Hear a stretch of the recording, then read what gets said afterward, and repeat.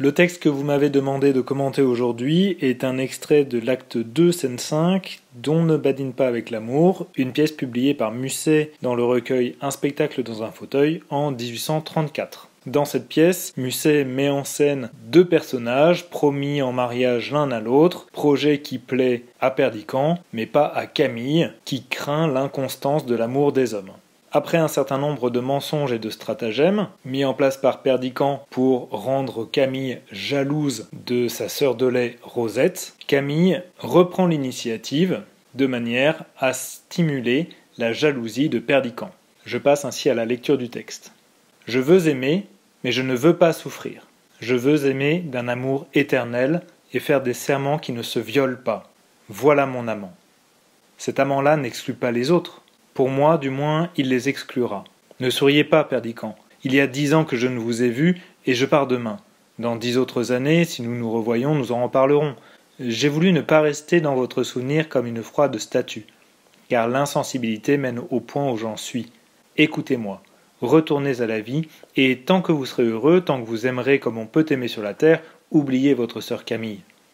On le voit dans cet extrait, Camille justifie son départ au couvent du fait de l'inconstance potentielle de Perdiccas. Simplement, son argumentaire en faveur de l'amour divin est émaillé de références explicites à l'amour humain.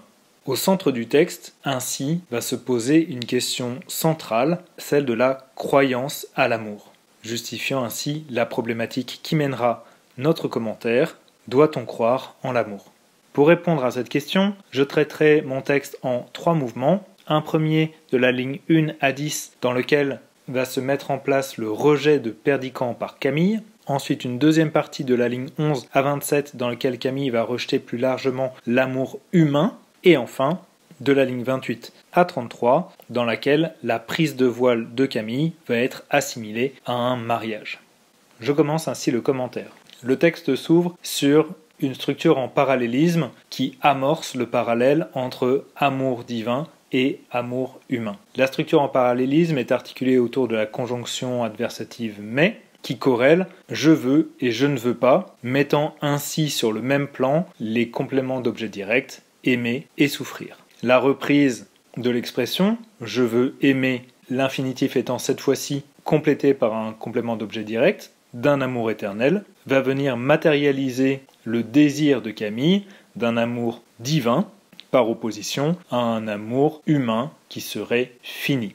Le serment dont il est question, qui fait référence évidemment au mariage, ce serment qui l'unirait à Dieu, ne se violera pas selon elle, mais on se rend bien compte de la sileps contenue sur le verbe, qui va commencer à dessiner dans le discours de Camille un réseau de connotations sexuelles qui, a priori, ne devrait pourtant pas exister dans l'amour auquel elle prétend. Cela va se confirmer avec la phrase suivante « Voilà mon amant », complétée par la didascalie « Elle montre son crucifix ». L'idée de l'amant va venir confirmer notre hypothèse, évidemment dans le sens ancien qui est sans doute celui qui est utilisé par Camille. Il désigne celui qui aime et est aimé en retour, ce qui correspondrait bien, du coup, à la didascalie, elle aime Dieu, elle en est aimée, mais en même temps, on ne peut pas exclure son sens moderne, à savoir qui aime une femme mariée, jouant ainsi sur le double sous-entendu, d'une part l'aspect sexuel de l'amant, et d'autre part son propre mariage prévu avec Perdiccas. Ainsi, le crucifix, et par métonymie Dieu, se voit placé comme l'amant qui s'immisce entre les deux jeunes gens promis au mariage. Ce sens moderne est bien attesté, comme le souligne la réplique de Perdiccas, cet amant-là n'exclut pas les autres, avec le passage du singulier au pluriel, un pluriel dans lequel s'inclut Perdiccas, mais aussi les autres hommes, puisqu'il lui avait soutenu un peu plus tôt dans la pièce qu'il ne voyait pas d'inconvénient à ce qu'elle ait des amants lorsqu'ils seront mariés. Le choix du verbe « exclure » qui est repris immédiatement par Camille à la ligne 4 est intéressant dans le sens où c'est bien la question de l'exclusivité du mariage qui est en cause ici. À la posture de Perdiccas s'oppose celle de Camille, pour moi du moins. Cette opposition est moquée par Perdiccas, comme le souligne la didascalie interne prononcée par Camille, et c'est de cette moquerie que va naître le rejet de plus en plus marqué de Camille envers Perdiccas.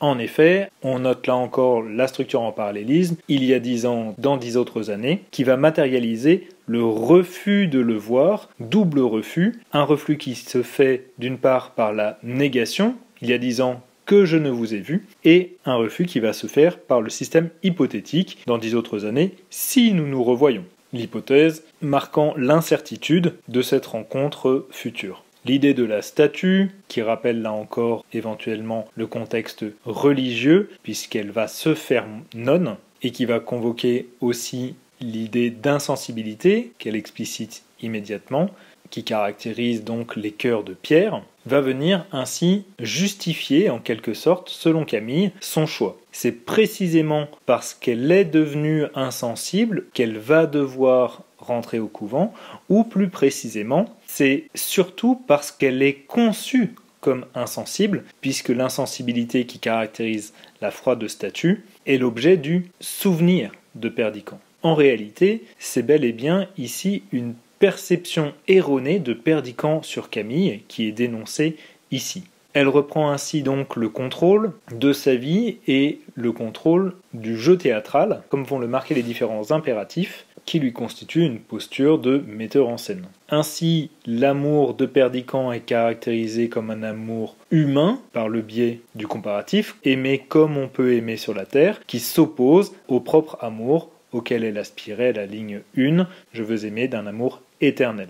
On note alors la sileps sur votre sœur Camille, puisqu'elle est effectivement sa sœur dans le sens où elle a été élevée avec lui, mais elle va devenir sa sœur au sens religieux du terme, en prenant le voile, et elle projette un constat assez désespéré sur le futur de Perdiccas, introduit, là encore, par l'adversatif « mais ». Là encore, ce futur est présenté sous une forme hypothétique, s'il vous arrive ou si l'ange vous abandonne, mais ce futur acquiert une forme de certitude, puisque la dernière proposition subordonnée conjonctive circonstancielle n'est pas hypothétique, mais bien temporelle, le verbe autour duquel elle est construite étant par ailleurs conjugué au futur, qui possède ainsi une valeur de certitude, lorsque vous serez seul avec le vide dans le cœur. Cet amour humain, désespérant, va ainsi s'opposer à la prière et à l'espérance qui caractérisera l'amour de Camille.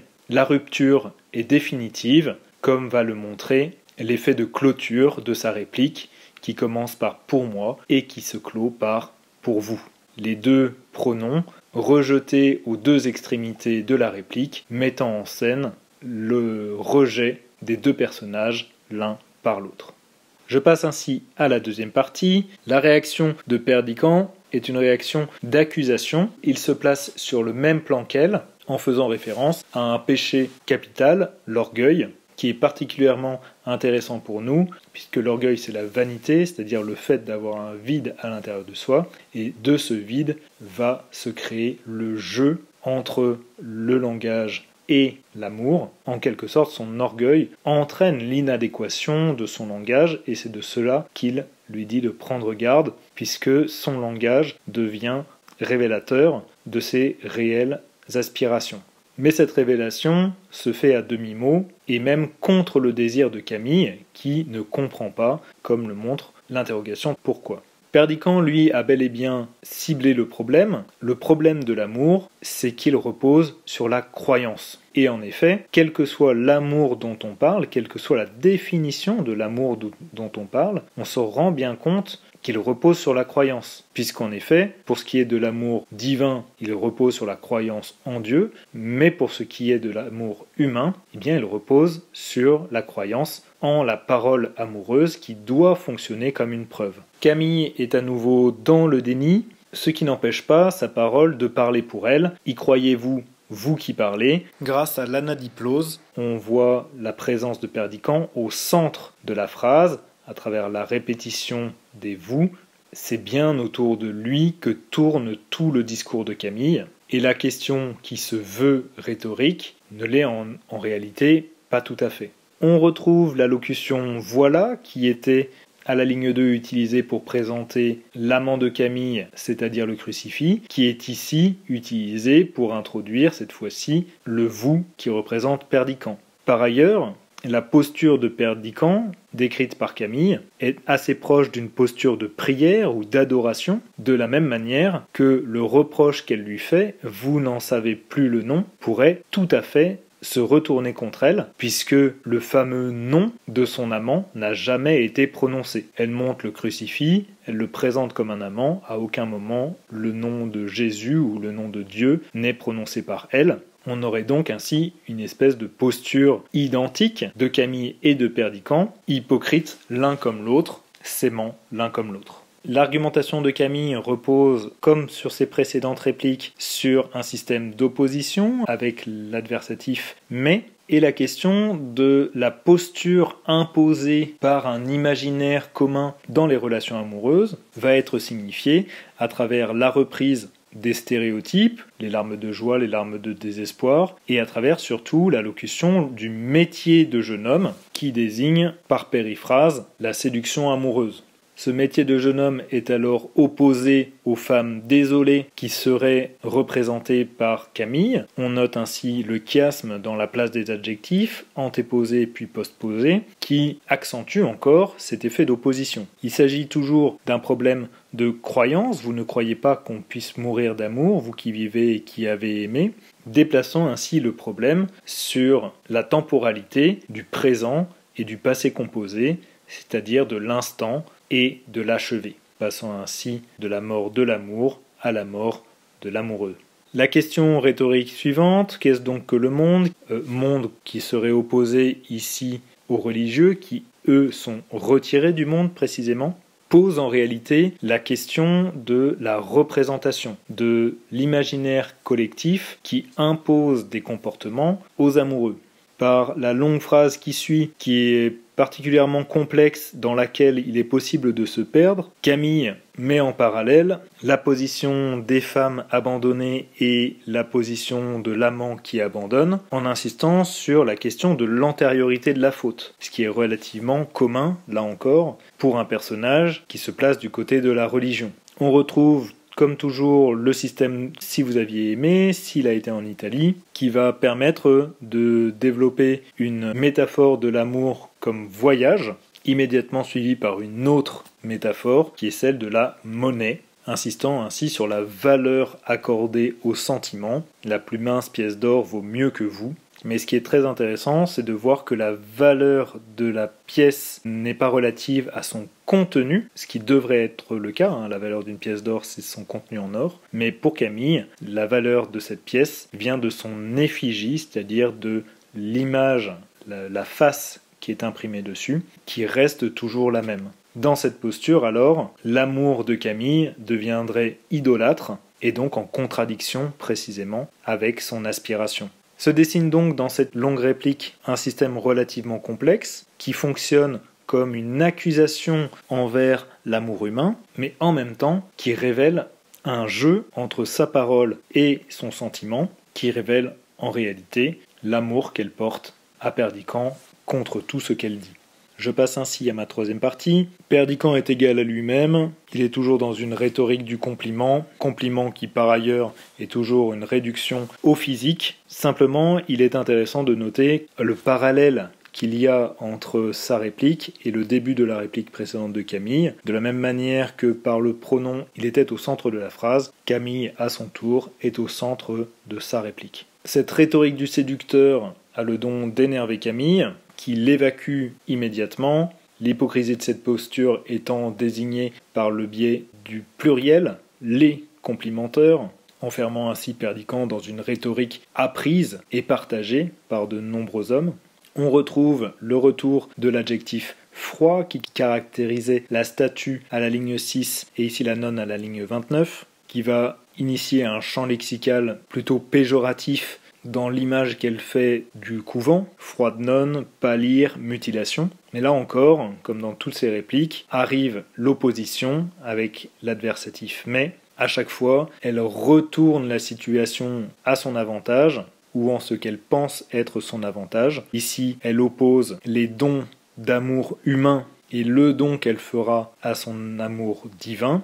Le don des cheveux étant là encore un stéréotype amoureux extrêmement important. Il est intéressant de noter les exemples qu'elle donne, la bague et la chaîne, qui sont précisément les deux objets mis en scène par Perdiccas un petit peu plus tôt avec Rosette. Il a jeté la bague de Camille et il a offert une chaîne à Rosette. À ces objets, elle opposera ainsi le manteau qui couvre et qui protège, la prise de voile, reprenant ainsi les codes du mariage avec l'idée de prêtre, de bénédiction et d'anneau d'or et d'époux céleste. Simplement, cet événement qui devrait être normalement heureux est entaché par l'expression « lorsque le fer y passera », qui pourrait correspondre aussi plus ou moins à une mise à mort. Ainsi comme à chaque fois, les justifications de Camille tournent court, elle en dit plus qu'elle ne le voudrait, et surtout sa parole révèle son véritable état d'esprit, ce de quoi Perdiccas n'est pas dupe. Doit-on croire en l'amour ?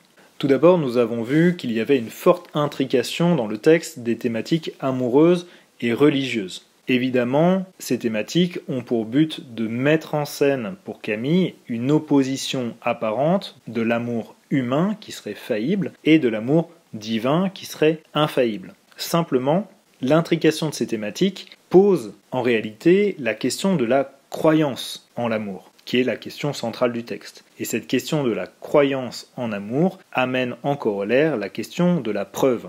En réalité, la preuve d'amour peut être un objet, la bague, la chaîne, les cheveux, mais elle peut aussi être le discours amoureux lui-même.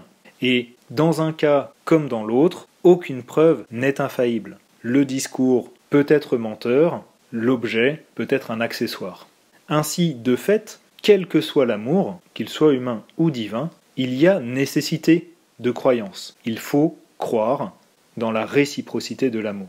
Est ainsi mis en scène un certain aveuglement de Camille qui est opposé à une lucidité de la part de Perdiccas, renversant ainsi l'opposition thématique de l'un à l'autre, Camille devant normalement être représentative d'une certaine illumination divine, et Perdiccas représentatif des ténèbres du vice dans lequel il s'enferre. Mais en réalité, tout cela montre avant tout l'illusion de Camille, l'illusion de la perception de Camille sur ce qu'est l'amour et sur ce qu'est Perdiccas pour elle. Et en effet, on va assister dans les prises de parole de Camille à une révélation qui va se faire par l'intermédiaire des syllabes, des contradictions et des paradoxes, le langage de Camille fonctionnant ainsi comme un révélateur d'une vérité paradoxale, celle du jeu entre l'amour et la parole.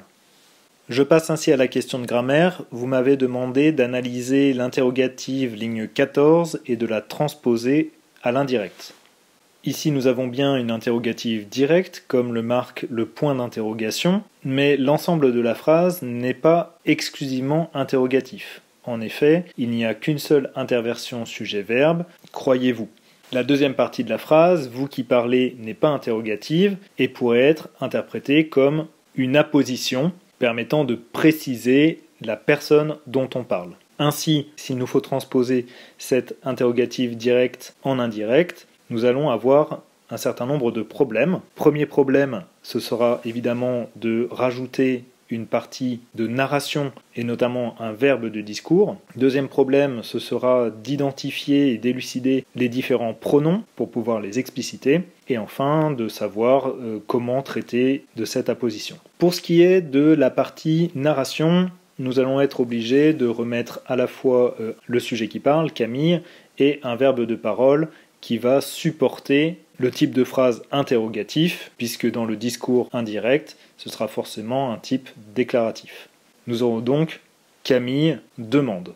Le vous en question est Perdiccas, c'est donc à lui qu'elle parle, et le pronom Y reprend le nom amour présent dans la réplique précédente de Perdiccas. Nous aurons donc ainsi Camille demande à Perdiccas s'il croit à l'amour, puisque la deuxième personne doit forcément être transposée à la troisième. Il nous reste donc à traiter la position. Nous avons plusieurs manières de faire. Soit nous le considérons comme un ajout permettant de déterminer de qui on parle. auquel cas on pourrait le transposer ainsi. Camille demande à Perdiccas si lui qui parle d'amour y croit, ou alors on pourrait l'interpréter comme une accusation, la périphrase montrant ainsi qu'il ne fait qu'en parler sans y croire, auquel cas on pourrait la transformer complètement en une partie narrative, en l'extrayant du discours, et en manifestant cette dimension accusatrice par un verbe de discours. On aurait alors Camille demande à Perdiccas s'il croit en l'amour, en l'accusant de ne faire qu'en parler sans y croire.